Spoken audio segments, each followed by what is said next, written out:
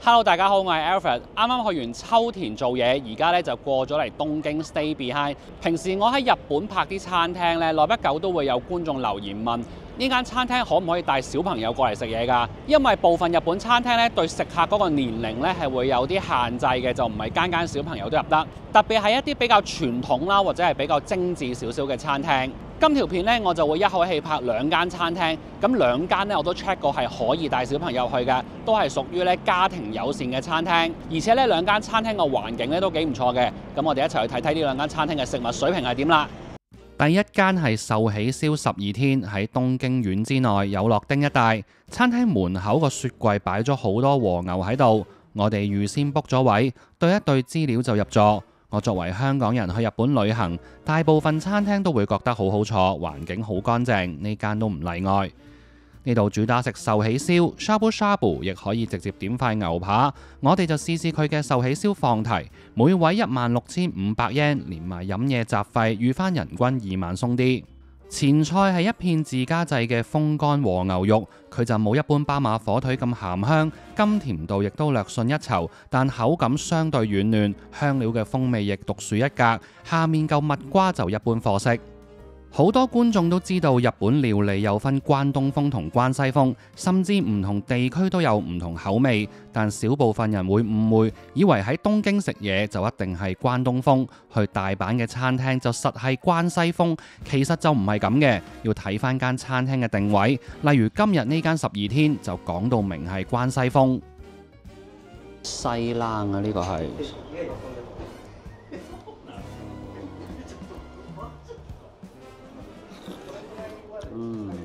一開始第一份肉同埋蔬菜係會有師傅埋台做席前料理，一邊做亦會用英文簡單介紹一下啲食材。等到啲菜都差唔多食得，就會交翻俾食客自己落手煮，正式進入放題嘅環節。餐牌就冇寫明每日會提供咩牛，都係睇供應。我哋第一碟上嘅肉分別就有 A5 嘅島根和牛、山形和牛同埋神戶牛。其中份島根和牛係俾西冷位，呢個就唔係任食嘅，而山形牛同神戶牛就可以任食。另外有羹白飯、麵豉湯同埋漬物。俾翻個比例大家睇下，頭先我都唔記得咗。咁個碟咧係大到咁嘅，咁啱啱師傅咧已經大概將一半嘅肉咧係攞咗落去幫我哋煮咗啦。咁我哋而家咧就進入咗任食嗰個部分，就第一次落單就話要多一碟牛肉咁樣樣。咁嗰碟牛肉係點樣嘅咧？俾大家睇睇。係咁大碟嘅，咁同埋咧呢度都好均真嘅喎。佢咧任食嗰部分咧就會係計90分鐘，但係就唔係你入座之後90分鐘嘅，係等你食完咗第一片唔係任食嗰個牛肉咧，先至開始同你計90分鐘。咁其實我食完第一碟咧根本已經8-9成飽，咁但係因為我哋嚟拍一個 all you can eat，咁我哋都必須要就係話再追加一次，睇下第一就係佢個份量，再 order 嘅時候係俾幾多你啦。然後就係話，當你係食第二轉嘅時候，佢嗰個品質有冇下降啦？咁所以我哋都係必須要嗌第二碟嘅。咁啊估唔到，哇！呢度咧係即係毫不客氣，即係第二碟係俾咁大個碟同你擺滿佢。跟住之後咧都係要好努力咁樣樣咧，先可以而家清晒個碟。其實都未清晒，呢度仲有2片。咁所以提大家咧，如果食完第一碟之後想添食嘅話咧，都可以睇翻個情況咧，睇下問佢可唔可以要半碟啊咁樣樣，咁就唔會話食得太飽啦。放題都俾到咁嘅品質，當然就好滿意啦。至於席前料理嘅部分，佢始終都係任食，我又覺得唔應該同一啲單點嘅老店去比較。整體嚟講，呢餐食得開心同埋好飽啊！跟住就講下點樣訂位啦。次次拍日本餐廳咧，都會有觀眾問嘅。其實我之前咧寫過一篇超級詳細嘅教學，咁我今次咧都會擺翻喺下低置頂留言，大家可以去睇睇。今次我係用 OpenRice 訂位，佢哋同日本嘅美食平台 Tabelog 合作，而家咧有超過5萬間日本當地嘅餐廳可以俾香港人訂位。嗱，開翻平時個 app， 左上角咧可以揀香港以外嘅地方，我哋揀日本。喺 search bar 嗰度咧已經有晒啲熱門分類，例如燒肉啊、壽司等等，唔知食邊間咧都可以喺度做下功課，揀啱餐廳就可以順手 book 埋，撳幾個掣就得㗎啦。去到餐廳 show 翻個 app 裡面嘅 booking pass 就得，完全唔需要擔心溝通嘅問題。之前都講過，日本嘅餐廳咧係好驚人放飛機，無論你用乜嘢途徑訂位，間餐廳越出名越貴，訂位手續就會越麻煩，亦可能咧要收手續費。OpenRice 而家有個新功能，用家有一個訂座等級，4粒星以上就可以海外訂座免保證金，訂台食飯就更加方便。嚟緊去日本玩，想試試用 OpenRice 訂位，我哋而家仲有獨家嘅優惠碼，詳情記得睇下面 info box。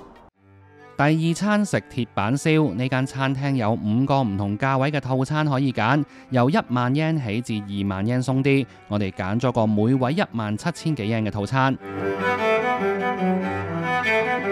一開始係前菜，火腿普通嘢，但嚿蜜瓜甜到飛起，又腍又多汁。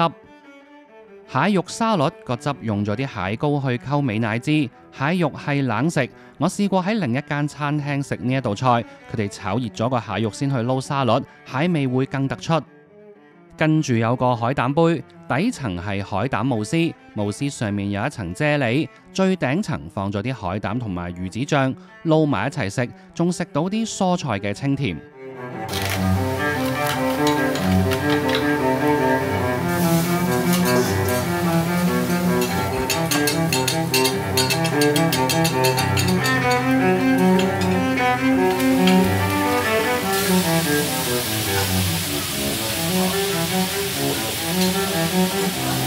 呢個價位嘅鐵板燒就唔係1對1㗎啦，2個大師傅就要砌晒成間鋪幾十個客。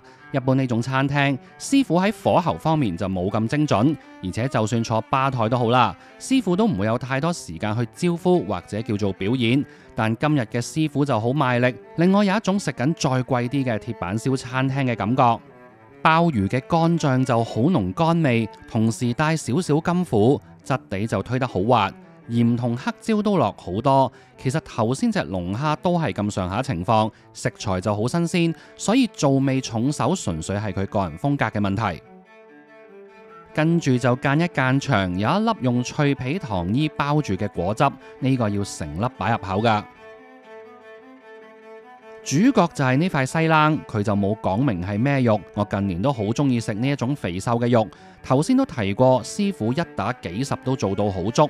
一開始未煎塊肉，都識得揾隻碟裝起俾我睇下。我哋食龍蝦嗰陣，佢就開始用超慢火去煎，同時做緊咁多台客，佢都會不時去摸下塊肉 check 下佢嘅狀態。煎到最後會封邊，會擺開 rest 一陣，仲會錯晒樣擺定 pose 表演下火魔法，真係做足全套。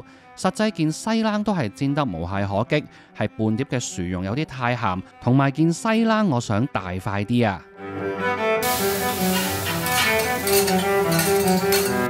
呢個係植物炒飯，味道鹹中帶酸，比起一般鐵板燒嘅炒飯，口感略濕，冇炒得咁香。但呢個可能係特登嘅，因為佢仲有跟一壺好濃嘅蜆湯，食到一半就加落去啲飯度，變成茶漬飯，味道口感都會即時對版咗好多。食到尾再講清楚少少，今條片2間餐廳都係我自費去食，餐廳事先唔知道我會去拍片，廣告部分只限於教大家用個 app 訂位嘅方法。今日呢2間餐廳如果睇面價咧就唔算好平啦，但同類型嘅食物咧有啲餐廳嘅收費咧就會貴過佢哋好多啊。咁如果計翻佢哋嘅服務同埋食物質素嘅話咧，其實呢2間我覺得都係幾抵玩嘅。如果大家睇完片有興趣嘅話咧，就記得睇下面 info box 啦，我會擺翻 OpenRice 訂位嗰條 link 喺下面。如果想試一啲貴啲又或者係平啲嘅餐廳咧，我哋之前都拍過好多，咁大家可以睇翻。今條片就講到呢度啦，下次再見，拜拜。